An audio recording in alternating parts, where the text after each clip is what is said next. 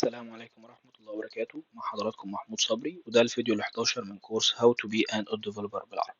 الفيديو ده احنا عايزين نتعرف على ازاي نعمل فلتر وازاي نعمل جروب باي. عشان نعمل فلتر ببساطة هنقول فلتر ونبدأ نديله شوية معلومات كده عشان نبدأ نعمل فلتر بناء على كونديشن معين. فوليكن مثلا احنا عايزين نعمل فلتر بناء على ان العمر يكون اكبر من 6 سنوات. فهو هنقول والله هنا فلتر باي فلتر باي ال age. وهنا الحاجة اللي هتظهر لنا بقى والله هيكون باي ال age. وهنا هنبدأ الفيلد الدومين بتاعنا، الدومين والكونتكست ده هيكون فيديو، هنعمل فيديو منفصل خالص، بس هنا بس كل اللي محتاجه من حضرتك اللي تعرف ان الدومين هو اللي بيبدأ يعمل فلترة على الانفورميشن. فاحنا هنا وليكن مثلا هنديها هيبقى الفلتر بتاعنا بناء على الفيلد بتاعنا النيم، ويكون العمر وليكن مثلا عايزين العمر يكون أكبر من 6 سنوات. ونبدأ نعمل سيف. بس هنا بس لأ، هو المفروض 6 سنوات. نبدأ نسيف، نبدأ نعمل أبجريد،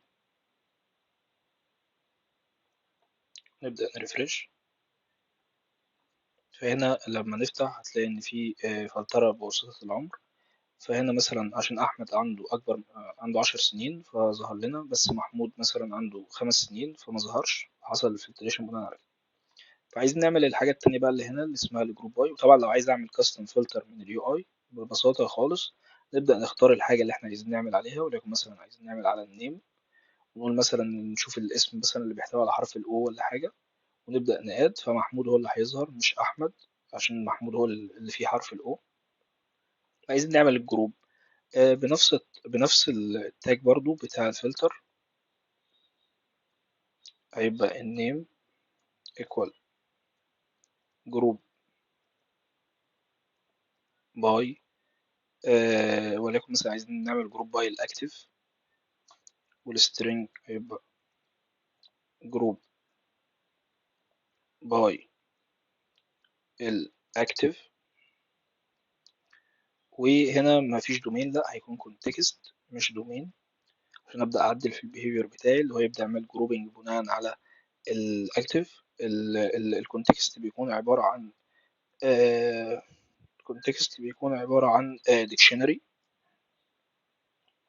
داخله كيو فاليو.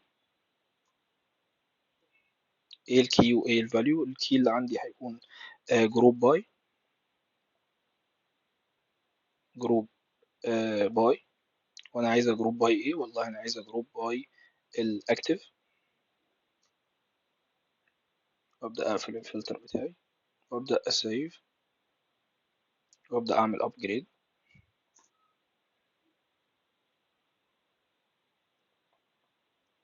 ده ريفرش. فهنا بيظهر لي الجروب، فهنا هيبدا يظهر لي عمل جروبنج للستودنت بناء على الاشخاص اللي حصل لهم اللي ما لهم، اللي هم مش اركايفنج، لا ده هم اشخاص ظاهرين معايا. يعني انا مثلا لو عملت لمحمود ده اركايفنج، فهنا المفروض لو الجروب باي اكتف ما يظهرليش غير احمد بس. وهكذا. طب لو عايز اعمل جروب باي من اليو اي ببساطه خالص، هنبدا نضغط هنا على كاستم جروب باي.